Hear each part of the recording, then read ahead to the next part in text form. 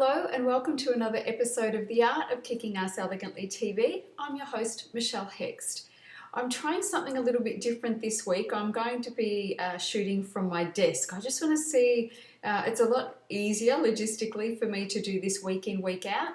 And it also means that when I think of something, off the top of my head that I really want to shoot a video on, it means I'll do it instead of writing it down and thinking, when my set's ready to go and set up for me to shoot next week, that I can do that and then, it gets lost in translation. Sometimes I come up with some gold and it doesn't get delivered just because it's not set up right. So I'd like to hear if you, prefer this setup or you prefer the other setup, or even if you don't care at all, really.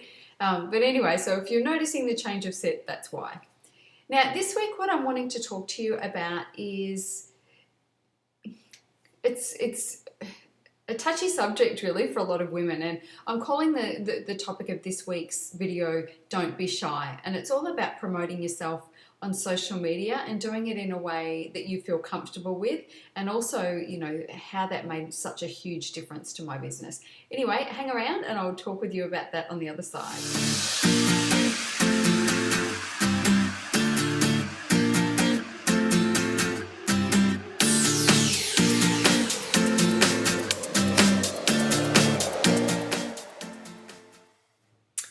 Okay, so let's have our discussion about don't be shy. I am quite a humble person by nature.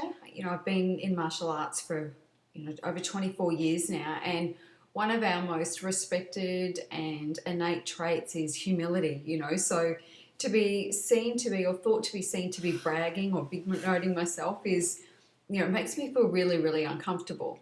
And over the years, I've been on social media for so many years now, and I look back over the weekend just at all of the posts that I made early on and the ones that I've been making maybe over the last 12 months and think, wow, what a difference. And I know some amazing things were happening in my life back then, and I wasn't talking about them, and now my business, my brand really calls for me to be more visible online, and for people that they want to know about my successes, and this helps build my brand. And I'll give you an example of what was for me a pretty cringeworthy moment just even last week, I think it was, but it was one of those things that I knew needed to be done. I've been looking at buying a new car for a little while, and I've been procrastinating over it, and I kind of, I wanted to post about this on social media for two reasons.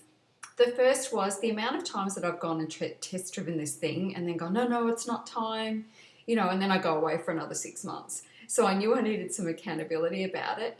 And the other reason was, strategically it's a good move, because the choices for me were a Mercedes or a Lexus. That's a pretty good problem to have, to be able to decide between those two cars.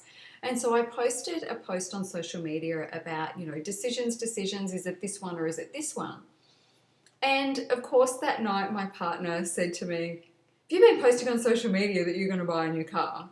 Because his friend had said, his wife had seen it and mentioned it to him, and he saw that I was bragging around about buying a Mercedes, and I was like, no, it was so cringeworthy for me, because really, I'm excited about it, and, I'm proud of the fact that I've been able to put myself in a position to be able to purchase this thing, but it still goes against the grain for me to say, hey, everybody, I'm buying a Mercedes. And so for him to mention that was just like, oh, this is my worst nightmare come true.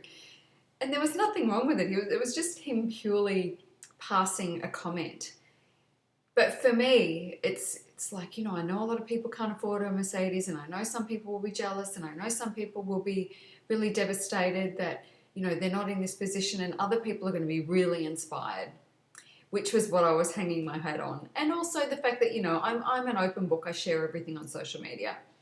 But what I want to get back to and what I want to drill down on for this session is that when you start to walk your talk and the success is coming because of the brand that you're growing, then it's important to show this to the people that are your audience, because they want to be inspired by you. And, to be honest, the comments that came through were all really positive and really, really lovely. And then on the weekend, I posted a photo, because I finally bought the car, a photo of me with putting the sold sign on my new Mercedes. And, there were so many awesome compliments and so many people saying, we've seen you working so hard, congratulations, really enjoy it. And, I've been taking my audience, for want of a better word, along for the ride, and they've been watching my star rise and they've been watching the success happen. And, I feel really connected to these people. But I'm also having people friend me that I've never known before.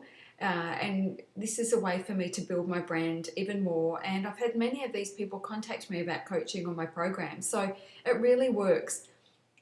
I guess the challenge is just finding a way to be able to do it in a way that feels authentic to you and resonates with you, so you don't kind of feel like, you're bragging or you're embarrassed about the things that you put on there. As I said, I had a bit of a cringeworthy moment, like, oh, the Mercedes or the Lexus, but it was authentic. I really was trying to decide. I have had the Mercedes on my screensaver for 18 months or something like that, and it's been on my vision board for longer than that. But I thought, I really need to look at some other cars, and I looked at the Lexus, anyway, details. But I really was torn, and so it was, I wanted some feedback on that, but I also wanted to get people involved in it. And then when I purchased it, that they were still around and they were cheering for me. So it does two things. It connects you with the people around you, and it also helps you to elevate your brand and build your brand in a really authentic way. People love success. I've seen there's another lady that has been succeeding for a little while now. She's in multi-level marketing, Thalys Rideau, and she has some great stuff. And I've watched her star rise over the last 18 months or so, and it's been really inspiring to me. So, I'm hoping I'm doing the same for others. But do not be shy. Make sure that you let people know when you're succeeding, when you're having a ball in your life, when all of the, things are falling into place, because this is a reflection of where you're at with your brand, and people will connect with that and they'll want to be a part of it. If you step back and you hide, if you're a bit of a wallflower, or you're really challenged about putting yourself out there in that way, just know that it's likely costing your business. I look back at my earlier social media posts and the ones that I have now, and the interaction and the opportunities coming my way are, 100-fold. And the only difference really is, the things that I've been posting on social media, posting more of my successes in a really, gentle and kind of authentic way, or as best as I can, in a way that I'm proud of. So really think about it. If you've been hiding and you haven't been wanting to post that stuff, just be thinking, how can I do this in a way that makes me feel good and is going to inspire others? And then go for it. I'm a couple of days away from my hip surgery.